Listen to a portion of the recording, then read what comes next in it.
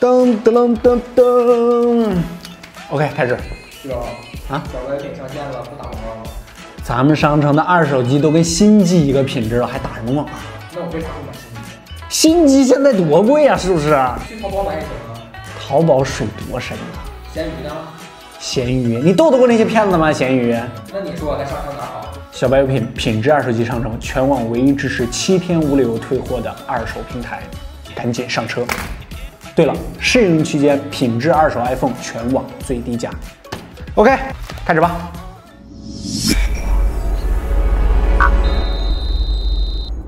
Hello， 大家好，欢迎收看本期的小白测评，我是王炯。进入到3月下旬开始啊，我们的视频节目呢，尤其是测评还有体验这边，慢慢就开始忙起来了。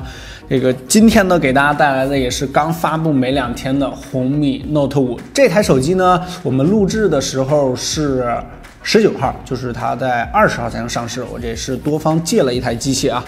这台手机呢，大家关注度还是比较高的，尤其是它这个外观 ID 上面后面有一个比较大的改变，这数字双摄，我个人也是非常好奇。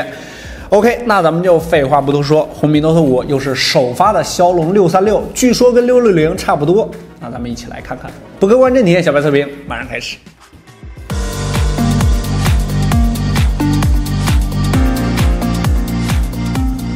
外包装上呢，跟红米5 Plus 啊，我这是有这台机器啊，基本上是一模一样的。有一个保护壳，咱们来看一下，比较严丝合缝，这个原厂的壳子，一个胶套。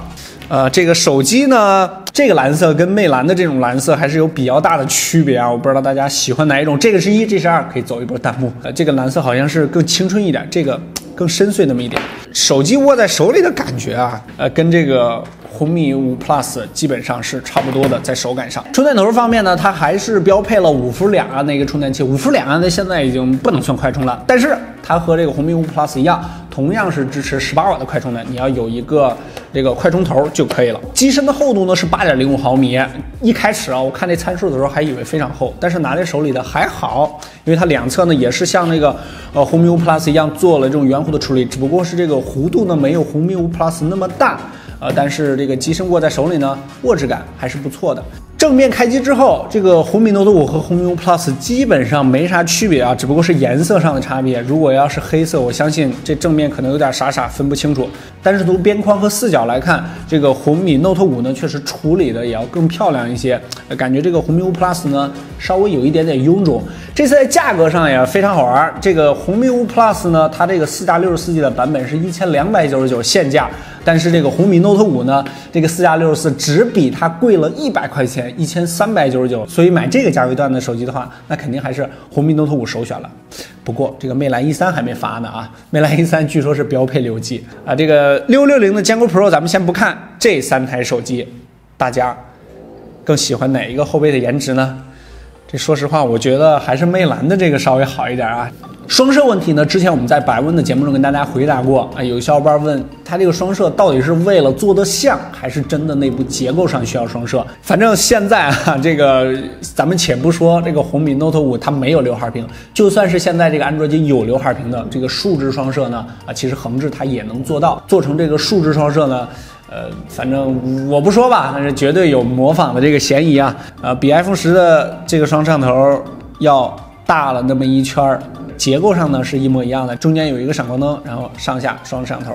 这次在双摄上呢，红米 Note 5呢，它还是1300万加上500万的一个组合，但是在发布会上强调了一个所谓的什么 AI 双摄，基本上现在目前的手机，且不说入门机这个包括华为的一些旗舰所谓的这个 AI 技术在手机上真的是让我丝毫没有感觉到，就是跟之前的没有毛区别。根据我的实际体验呢，现在这个所谓的 AI 还是一个噱头吧。这次在机身上呢，大家吐槽的呢还是这个万年的3段式，这个上边和下边呢还是这个塑料的结构，中间呢是一块金属板。而且我这台蓝色的这个额头和下巴呢，这个颜色跟中间这个蓝色背板呢也比较大。另外，这次 Note 5一个非常受人关注的一点就是骁龙636的首发，一会儿呢我们也会和这个坚果 Pro 2的660，还有就是这个红米5 Plus 的625来比较一下。这636呢，最高呢是 1.8G 赫兹，也是14纳米的制程，起码在跑分上呢应该不会太难看。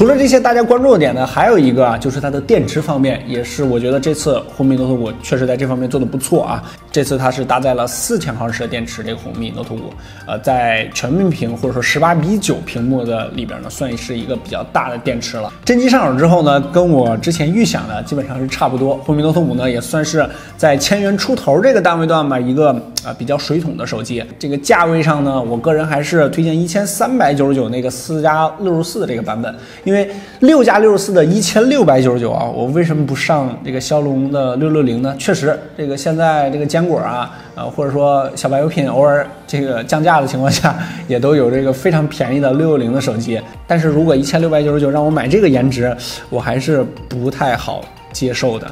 这个双摄呢，确实突兀还是比较大的啊，感觉这个后置指纹跟这个双摄非常不协调，非常不和谐的感觉，就是这个双摄模块硬塞在这儿啊，有那种感觉。相机呢，也是这次红米 Note 5在发布会上大吹特吹的，什么对焦什么秒杀 iPhone 10之类的啊，好吧，是秒杀 iPhone 10。相机方面呢，一会儿呢，我们也先会为大家拍一些样张，简单体验一下。OK， 还是老规矩，在咱们的微信公众号小白测评后台回复红米 Note 5这几个关键字，本期视频的所有相关数据，还有这些实拍样张，你都能先睹为快了。小白测评微信公众号做你的实时选机数据助手，数据库也在持续更新之中，后面我们会马上更新红米 Note 5的相关测试数据。OK， 上手总结一下红米 Note 5啊，跟我想象中的差不多，是一台比较水桶的手机。在颜值上呢，我个人并不太喜欢这种强行竖直双摄的这种设计，可能这个双摄直接放在中间，我觉得还好一些，或者说横着摆放也好一些。这个正面板来看，屏幕内部的黑边虽然说不是很大，但是还是有一条黑线的。OK， 本期红米 Note 5上手体验呢，就先和大家聊到这儿。它的全面测评呢，我们会等待魅蓝 E3 发布之后，一起把这两台机器对比测评一下，看看在现在也不知道魅蓝 E3 的价格啊。如果要是标配6G 的话，那价格应该不会太低，不知道会不会是同一价位段了就。OK， 这期视频就到这儿。这个再说一下我们的小广告啊，这个小白优品质二手机商城正式上线了，在我们的微信公众号小白测评这个底栏点击就可以进入，试运营期间价格是非常的美丽，还有一大堆的原厂这个拆机的配件都是原装的。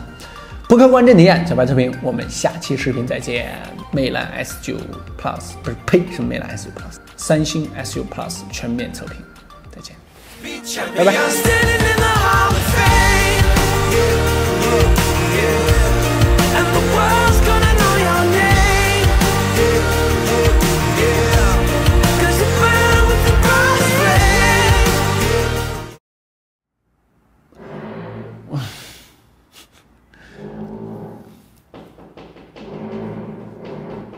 太大了。